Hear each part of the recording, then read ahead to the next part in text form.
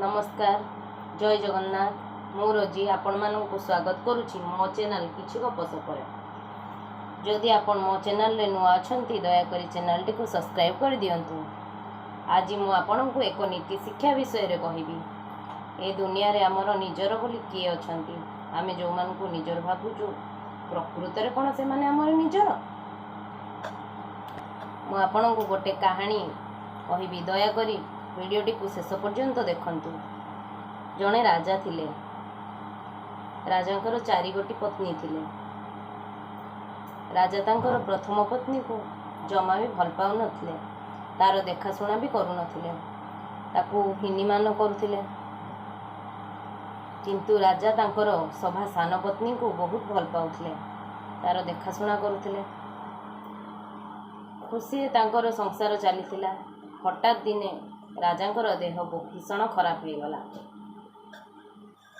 राजा वैद्यराज को डकेइले। वैद्यराज राजांकर परीक्षा निरीक्षा करी कहिले, राजा भयावह कर्कट रोग रे पीड़ित अछंती। एक कथा सुनी राजा दुखरे भांगी पड़िले। एमिति किछि दिन कटिगला। राजांकर स्वास्थ्य अवस्था रे किछि भी सुधार आसिलानी। राजा वैद्यराज को पचारिले, हे वैद्यराज, दिन को दिन मो शरीर क्षण होबाकू लागुअछि, मु केबे सुस्थ हेबी? एक कथा सुनी वैद्यराज कहिले, हे राजा, तमे बहुत शीघ्र मृत्युवरण करने को जाउछ। दिने 2 दिन भितरे तमर मृत्यु हो जिवो।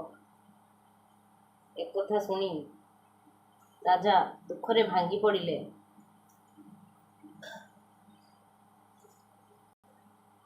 राजा तांकर शेष पत्नी सभा सान पत्नी पाखक गले एवं जाई ताकू कहले, तमे जानिच मु भयावह कर्कट रोग रे पीड़ित अछि। काली मोर मृत्यु हो जिवो, तमे मते साथ दबो? एक कथा सुनी तांकर पत्नी कहिले, मु काहे कि तुमको साथ देबी? तमे मरिबा पूर्व मु आउ कहा पाखक चली जीवी, ता पाखरे जाई खुशी रे रहिबी। एक कथा सुनी राजा भांगी पड़िले। कहले, मु जहाको एते भल पाउथिली, जहार एते सेवा करुथिली, सी मते छाड़ी चली जीवो मु मरिबा पूर्व। तापरे राजा तांकर तृतीय पत्नी पाखक गले। ताकू जाई पचारिले, तमे जानिच मु भयावह कर्कट रोग रे पीड़ित अछि, काली मु मरी जीवी, तमे मोर साथ दबो? एक कथा सुनी तांको तृतीय पत्नी कहिले, हाँ मु तुमर साथ देबी, किंतु घरर एरुंडी बंध जाए। राजा कहले, एरुंडी बंध जाए साथ दबो? जने कहूची मु तमे मरिबा पूर्व आउ का पाखक चली जीवी, आउ जने स्त्री कहूची मु एरुंडी बंध जाए साथ देबी। राजा दुखरे मर्माहत होई भांगी पड़िले एवं द्वितीय स्त्री पाखक गले।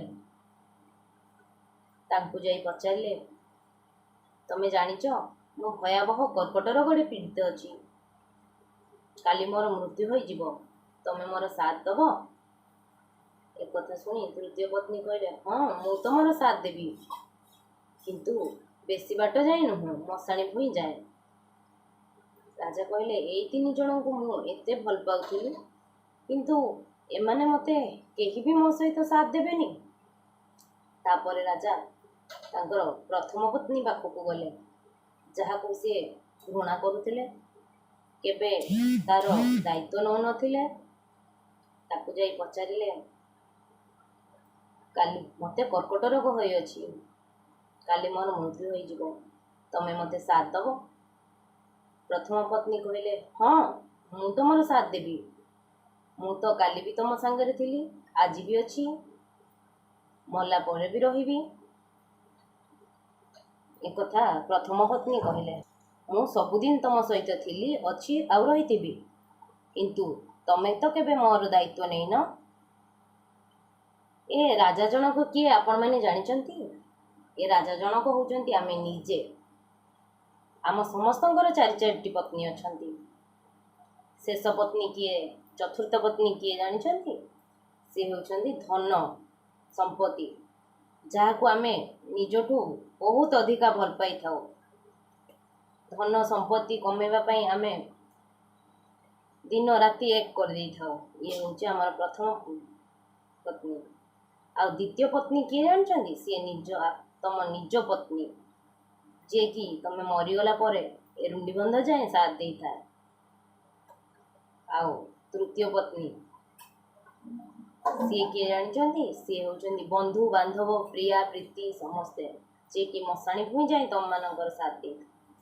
ଆଉ ଚତୁର୍ଥ ମାନେ ପ୍ରଥମ ପତ୍ନୀ ହେଉଛନ୍ତି ପରମାତ୍ମା, ଯିଏ କାଲି ବି ଆମ ସହିତ ଥିଲେ, ଆଜି ବି ଅଛନ୍ତି, ଆମ ମୃତ୍ୟୁ ପରେ ବି ରହିବେ, କିନ୍ତୁ ଆମେ ତାଙ୍କୁ ଭୁଲି ଯାଇଥାଉ।